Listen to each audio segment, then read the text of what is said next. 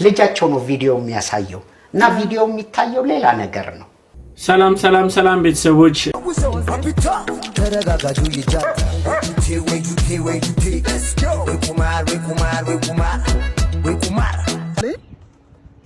አጣ ነጣ ገረጣ አብዶ ዛፍ ላይ ወጣ ብዬ ላልተው ቃል ገባለሁ በይሊ አንቀናው ለትዳ ወይጁቴ ወሸብኝ ንብረቴ ዝርክርክ ንፍጣ በሃይስኩል ገብተር ግጫት ጫወታለህ። አንድ ጊዜ የሆነ ዘፈን ያወጣና ስሙን አልነግራችሁም በጣም ከሚቀልሉት ማከል ነውና ዘፈኑ ይለቀቃል። ከዛ ዘፈኑ ብዙ እንደተጠበቀው አልተሰማምና እግዚአብሔር መጠየቅ አለበት።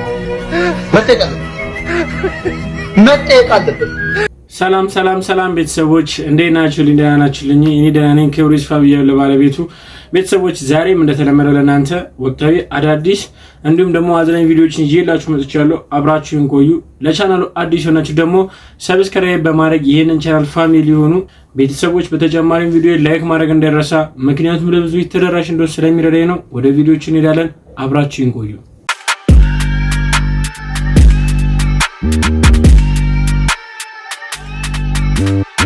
ቤተሰቦች ሰሞኑን የሰርግ ወቅት እንደመሆኑ አንድ ያስገረመኝ የሰርግ እንትን አለ ቫይብ አለና እሱን ነገር እስቲ የት አካባቢ እንደሆነ የሚነግረኝ ሰው ካለ ኮሜንት ላይ እስቲ አጋሩ። ልጋብዛችሁ። ሙሽሪት ሙሽራው ሙሽሪት ከሌን ጠንጠፍ እግር አፈፍ ጀሌን ወተፍ እዛን ጊዜ ወንድ ልጅ ከተፍ እዛን ጊዜ ወንድ ልጅ ከተፍ ብሩሩ ሙሽሮቹ በወንድ ልጅ ይበከሩ። የስተዋ ተቀበል ሚዜ ተቀበል የስተዋ ሰጥቶ አይንሰው ወዶ አይጥላው የላም ልጅ በሬ የልጅ ገበሬ ገባልኝ ዛሬ የስተዋ አገሮ ለማጣ ሮቢሎ ሲታታ አገሮ ዋጃ መኪናው ጃጃ አገሮ ቆቦ መብሎ ዳቦ የስተዋ አገሮ ሮቢት መጠጦ ወተት አወተትም ነጭ ጥራቶ የነጭ የስተዋ አገሮ ጎብዬ ጠጁን ዘንብዬ አገሮ አገሮ ሃራ መጠጦ ቢራ አቢራም ጊዮርጊስ የስተዋ ልጆ ይሁን ንጉስ የስተዋ አገሮ ወልዲያ አመኪናው ማግለያ አሸጋሪ መብቀያ የስተዋ አገሮ ደሴ ጥራቶን ባንካሴ የስተዋ አገሮ በላጎ ምኝታው አልበርጎ ያሞ አለንጎ የስተዋ አገሮ አስገዳጅ ጥራቶን በባጃጅ አገሮ አስሜራ ጥራቶን በዱላ የስተዋ ሐዋስ ገብሱነ አምዜ ስንዴውነ የስተዋ አደርባ አተሩነ የስተዋ ይበል አንቶነ የስተዋ እንደ ጊዮርጊስ ሰማዕትነ እንደ ተክላ ጻድቅነ የስተዋ ይዞች እንግዲህ እያያችሁት ነው። የሚዜ ምርቃ ነው ይሄ ሁላ በቃ ይዞ ነው እንደ ረጅም ነው ቆርጭ ነው እንጂ በጣም ረጅም ነውና ቤተሰቦች የምን ሀገር ባህል ነው ያልገባኝ ነገር ነው። ያው ሰሞኑን የሰርግ ወቅት ስለሆነ ብዙ የሰርግ ባህሎች እያየን ነው። እስቲ ካየዋችሁስ መካከል ይሄ ስላስገረመኝ ነው የጋበዝኳችሁ። ኮሜንት ሴክሽን ላይ እስቲ ሀሳባችሁን አጋሩ። ቃል እገባለሁ ብሌ አጣ ነጣ ገረጣ አብዶ ዛፍ ላይ ወጣ ብዬ ላልተው ቃል ገባለሁ በይሊ መንጣቱ ሲሆን ደግሞ አብዶ ዛፍ ላይ ወጣ ሆማ ከሱ ጋር ዛፍ ለዛፍ ይዞራል። ብሌን ምን ነው ፈዘዝሽ? በይው እንጂ አብሬው ሆናለሁ። አቤት አብሬው ሆናለሁ። እንደገና ትይልኝ አልሰማሽም እንዴ? ዛፍ ላይ ወጣ ትፈራለህ? አጣነጣ አብዶ ዛፍ ላይ ወጣ አብዶ ዛፍ ላይ አለ እንዴ? አጣነጣ ነው የማውቀው አዲስ ተጀመረ ማለት ነው። ፈተና ላይ ጴንጤው ጀለስ መልስ ሲልክል እስቲ ነው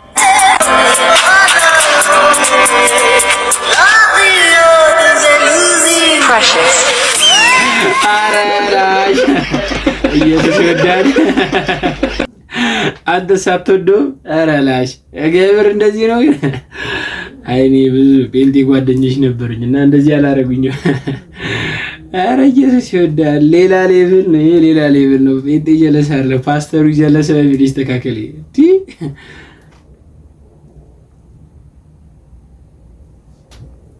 ወላጄ ነው ብዬ ከመንገድ ላይ ሰው ይዤ ሲሄድ ዝርክርክ ንፍጣ በሃይስኩል ገብተር ግጫት ጫወታለህ። ሃይስኩል ገብተር አንቺ ቢፍቶ ያለሽ ጉድልሽን ሰብስቢ አንቺን ከፍ ቲቸር እንዴት ነህ? አስቸጋሪ እንዴት ነህ? ሰላም ነው? ምንድን ነው? ይሄ አባቴ ነው። አባቴ? ኧረ ወላጅ ሆነ። እኛ ቅርብ ጊዜ የበቀለ ጺም አናውቅ። እኛ ላይ ቀልድ አይደል? ምር አይቀልዱ። ስራ ቁሜ ነው። ስራ አይደለም። ለምን እንዴ ብለህ ሰረሰራ ምን ማለት ነው? እቺ ልጅ አትማርም ከዚህ በኋላ እዚህ ግቢ እቺ ልጅ አትማርም ጭራሽ። ለምንድን ነው የማትማርበት? ማለት ምንድን አባትሽ ነው? አባቴ ነው። ወጣት ስለሆነ እንጂ አባቴ ነው። ኧረ እባክሽ ወጣት ስለሆነ። እሺ የማርሸት አባት አንተ ነህ? ማርሸት ልጄ ነች። አትመስልም? የዝናሽ ነው አንተ ጭራሽ አላሰብኩትም። አንተ ይሄ እርግጠኛ ነኝ ማትስ መምህር መሆን አለበት። ይሄ ማትስ መምህር መሆን አለበት። የማርሽ ትችላለህ። ለማንኛውም እንደዚህ አይነት መምህር እኔ ገጥሞኝም አያውቅም። እንግዲህ የገጠመው ካለ ይቻላል። አንድ ጊዜ የሆነ ዘፈን ያወጣና ስሙን አልነግራቸውም። በጣም ከሚቀልሉት መካከል ነውና ዘፈኑ ይለቀቃል። ከዛ ዘፈኑ ብዙ እንደተጠበቀው አልተሰማምና ጓደኞቹ በጀማ ምናምን ተሰብስበው ምናምን እያወሩ ይኸውልህ ያንተ ዘፈን እኮ በጣም የተሰማ ነው፣ ግን ምንድነው መሰለህ ከክፍለ ሀገር ነው ያው ዘፈን የሚመጣውና ሲሉት ምን ቢል ጥሩ ነው የኔ ዘፈን ከክፍለ ሀገር የሚመጣው ከሰለው ነው። ኧረ ላሽ ያስብላል። ከክፍለ ሀገር ነው ወደ ከተማ። እኔ አጋጥሞኛል። እዚህ ክፍለ ሀገር ሆኖ እዚህም ባላቃቸው ሙዚቃዎች እዛ ይጨፈር ናዝሬት ነው በደንብ ተዘፈቻቸው። ሐዋሳ፣ ድሬዳዋ፣ ሐረር፣ ባህር ዳር ትክክል ምናምን መቀሌ ምናምን እዚህ ስትመጣ ከወራት በኋላ ዘፈኑ ይመጣል። ተመልሶ ደግሞ እንትን ያደርጉታል። የኔ ዘፈን ከሰል ነው እንጂ ያስብላል። የዘፈን ማዕበል ከየት እንደሚነሳ ይታወቃል። ከአንድ ቦታ ቻሌንጅ ሆኖም ሊመጣ ይችላል። ብቻ ግን ጆሲዬ ገለጠሽ ገብቶናል። ዘፋኙ ግን ማን ነው ብናውቀው ደስ ይላል። መቃብር ቦታ ቢላይ እንደምን ከረምክ ወዳጄ? አለው ፈጣሪ ይመስገን። አራላሽ ራናዊ ያስብላል።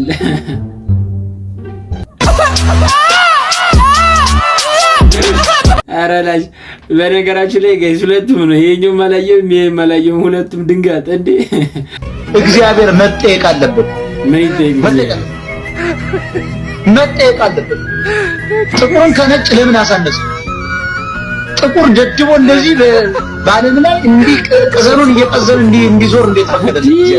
አራላሽ ነጭ ብቻ መኪና ፈጣሪ፣ ነጭም ብቻ ሰማይ ላይ ወጭ፣ ነጭም ብቻ ፊዚክስ ፈጣሪ፣ ጥቁርስ ኧረ በዚህ ጉዳይስ እግዚአብሔር መጠየቅ አለበት ብላችሁ ታስባላችሁ? ያው እንግዲህ የሰራ ይበላል ነው። ስለዚህ እነሱ ያቅማቸውን ሰርተዋል፣ ያቅማቸውን ለፍተዋል። እኛ ጋር ልፋት ነው የሚቀረው። ያ ደግሞ ፕሮሰስ ነው። እንግዲህ የሆነ ጀነሬሽን ላይ ጥቁር መጠየቅ አለበት ተብሎ መወራት አይቀርም። ለማንኛውም ለዛ ያብቃል። ቱርክ ሐኪሞች እንግዲህ የኢትዮጵያን ወንዶች ተጠንቀቁ እባካችሁን፣ ጥንቃቄ አይለያችሁ እያሉ እንግዲህ መረጃ እየሰጡ ነው የሚገኘው በዚህ ሰዓት። የጥንቃቄ መልእክቱ እንግዲህ እኛም ለማወቅ እንደቻለው በሀገራችን የሚገኙ አያቶቻችን ማለት እንችላለን ቱርክ ሀገር ድረስ እየሄዱ ቆዳቸውን እያስወጠሩ የፊት ቆዳቸውን የ80 ዓመት የ70 ዓመት አዛውንት አሮጊቶች ፊታቸውን እያስገለበጡ ተመልሰው የ30 ዓመት ኮረዳ እየመሰሉ ነው የሚገኘው። እናም የቱርክ ሐኪሞች የኢትዮጵያ ወንዶች አደራችሁን እኛ ፊታቸውን እየወጠርን እያሳመርን እየላክናቸው ነው፣ ፊታቸውን እየቀየርን ስለሆነ በተመሳሳይ እንዳትታለሉ እንዳትሸወዱ እያሉ መረጃ እያወጡ ነው የሚገኘው። እስኪኛም ስለገረመን ይሄ መረጃ ውድ ተመልካች አድማጮች እናንተ እንድትነጋገሩበት ወደ እናንተ አምጥተናል። ተነጋገሩበት ጋይስ። ይሄ ፕላስቲክ ሰርጀሪ አሁን በቃ በጣም እላፊ ሆኗል። በጣም እላፊ ሆኖ ብሶበታል። በኢየሱስ የ70 ዓመት 20 ዓመት መስራት ስትመጣ ያሳያችሁ። ኤጂዝ ነምበር ብለናል። አሁን በቃ ተስማምተናል። እድሜ ቁጥር ነው ብለናል። ከአስጌ ንግግር በኋላ በርካታ ወንዶች የውስጣቸውን መተንፈስ የፈለጉ ይመስላል። ይሄም ባለ ታሪክ በውስጥ የላከልኝ ከዛው የተለየ አይደለም። ነገሩ እንዲህ ነው። 1 ዓመት ከ6 ወር አብራኝ የኖረች ፍቅረኛ ነበረችኝ። በጣም ነው የምወዳት። የዛሬን አያድርገውና እሷም በሰዓቱ እንደኔው ተወደኝ ነበር። በመሃል ግን ያላሰብኩትና ይመጣል ብዬ ያልገመትኩት ነገር ተከሰተ። አልፎ አልፎ ከቅርብ ጓደኛዬ ጋር በኖርማል ያወሩ ነበር። ነገር ግን ከጊዜ በኋላ ግንኙነታቸው አድጎ የፍቅር መሆኑን ከሰዎች ሰማሁኝ። ስጠይቃት ምንም ነገር የለም አትስጋ አለችኝ። ከጊዜ ወደ ጊዜ ግን ለኔ የምትሰጠኝ ፍቅሯ ቀነሰብኝ። ሰንበትበት ብሎም እንለያይ አለችኝ። ለምን ስላት ለማስረዳት ጊዜ አልሰጠችኝም። እንለያይ ካለችኝ ከቀናቶች በኋላ ከጓደኛዬ ጋር የፍቅር ግንኙነት እንዳላቸው 100% አረጋገጥኩኝ። በጣም ከፋኝ፣ አዘንኩ፣ ብቸኝነት ተሰማኝ። እሷንም ዝም አልኳት። ቀናትን ተክተው ተለያይተን 3 ወራት አለፉን። አሁንም ቢሆን ከልጁ ጋር ግንኙነት አላቆመችም። ነገር ግን ልታወራኝ ፈልጋ ሰዎችን ትልክብኛለች። ምንም እንኳ ክህደት ብትፈጽምብኝም ፍቅሯ ውስጥ ያለ ሆኖም እሺ ብዬ ማውራት ብንጀምርና አብረን ብንሆን እሷ ለኔ እንደ ድሮ አይነት የፍቅር ስሜትና ለኔ ያላት ቦታ እንደ መጀመሪያው ሊሆን እንደማይችል አውቃለሁ። ግን ምን ላድርግ? ሰዎች አንድ ነገር በሉኝ። ዛሬን ለነገ እንኑር። መልካም ጊዜ። እኔ አልስማማበት ማብራት ቢሆን ይሻላል። ምክንያቱም ያው ሄዶ የመጣ ተመልሶ መሄድ አይቀርም ብዬ ስለማስብ በዚህ ጉዳይ እኔ ብዙም እንትን አይደለም። ያው እስቲ ሐሳብ ያላችሁ ኮሜንት ላይ አስቀምጡልኝ። እስቲ ያው በፍቅር ጉዳይ ዕውቀት ያላችሁ ያው ከኛ የተሻለ ሰው ሆኖ የማያውቅ የለም፣ ግን የተሻለ ስለ ፍቅር የሚያውቃል ምን ይሻላል? የሰውዬ መመለስ አለበት ወይስ የለበትም? ልጃቸው ነው ቪዲዮ የሚያሳየው እና ቪዲዮ የሚታየው ሌላ ነገር ነው እና እናት አያውቁ ምን እንደሚታይ። በር ላይ ግን ሽልንግ ይሰበስባሉ እና ቀበሌ ሲከሰስ ልጃቸው እሳቸው ነው የሚናገሩት። የሰፈሩ ልጅ ሰብስቦ ጭጭ አርጎ ባዶ ክፍል ውስጥ ባስቀመጠው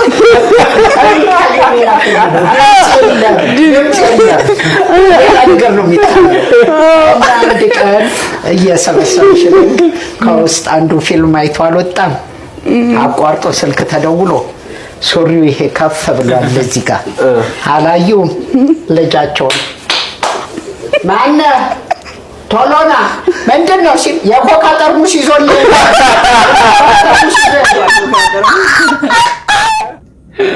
ኧረ ፍልፍሉ ነፍሴ ይማርም። ጋይዝ የሰፈር ልጅን ጸጥ ረጭ ጭጭ አድርጎ በአንድ ቤት ውስጥ በዋለ የኔ ልጅ አይከሰስም ያሉ ሴትዮ ትችላለህ ፍልፍሉ። የማራማይቱን እንዳልወደድ ሼፕሽን ምናምን ወገብሽን የምታሰር ይሻልሻል። እንደው ከንፈሽ አድርገሽ ከምትወጪ የምትሉት ነገር ሰው በሱስ ያሰራል። አሳብተሽ የናይጄሪያ እንትን የአህያ እንትን አስመሰላችሁ አትበሉ። በነላያችን የመከራችን እንፈልግ ድሮ ታምር ነበር። አሁን አስቀያሚ ከምላቸው ሴቶች መካከል አንዷ ሆነችብን ጋይስ። እውነት እኔ ማራማይት ቆንጆ ከምላቸው ሴቶች መካከል አንደኛ ማራማይት ናት፣ አንደኛ ማለት ነው። አሁን ግን አስቀያሚ ከምላቸው ሴቶች መካከል አንዷ ማራማይት ሆነችብን እንዴ ጋይስ። የሊያ ንግግር እንደሆነ ግን እውነት ለመናገር በጣም ከባድ ነው። ይሄ የሰርጀሪ ጉዳይ ሊታሰብበት ይገባል። እንዴ ሴቶቹ እንዳለኩ ምንም ነው። በዛ ደግሞ አሁን ሙሉ በሙሉ እንዳለ ፊቷን ተሰርታ ተጋብተን ልጃችን ሲወለድ እኔ ነው ምሳሌ አይመስልም፣ መከራ ነው። ከዛ በኋላ እሷ በሰርጀሪ ፊቷን አጥፍታለች። ትዳር ይወደብታል። ረፉ አይ ሰርጀሪ ያው እኔ አልመክርበትም በዚህ ጉዳይ። እኔ ሰርጀሪ ላይ ሐሳቤን ለመስጠት ብፈልግ ሰርጀሪ አልስማማበትም። እንደሚታወቀው ቆንጆ ሚስት ያለው ወንድ ብቻውን አይበላም። ስለዚህ ምን ታደርጋለህ መሰለህ? አንዷን አስቀያሚ መርጠህ ታገባለህ። ከዛ ሌላኛው ያገባትን ቆንጆ ደግሞ አብረው ትበላለህ። እንዴት ዕውቀት እንደው አንጠፈጠፍሽ በእናትሽ። እንደው እንዴት ዕውቀት አብረህ ትበላለህ። በቃ ብልግና ቁም ነገር ሆናል ኢትዮጵያ ውስጥ። በነገራችን ላይ ቆንጆ ትመስያለሽ አንቺ። አብረው ነው የሚበሉሽ አንቺ 16 ሆኖ የሚበሉሽ ይመስለኛል እንዴ ሳስበው። ጅብ ይብላሽ 16 ምን ትላለሽ? ምንድን ነው የሆናችሁ ግን የመጣችሁት? ግን እያደረ ከየት ነው የምትመጡት? ያስብላል እውነት። ያው እኔ ምንድን ነው ሲቤት ትምህርት አዘል ነው ከታዘል ነው። አይ ለምን ተናገረችው? እኔ አልገባኝም። አሁን ቢሆን የስተፈን እንዳይባልም የሚያስቅም አይደለም። ብቻ ለሴቶችም ቦና ይስጣቸው።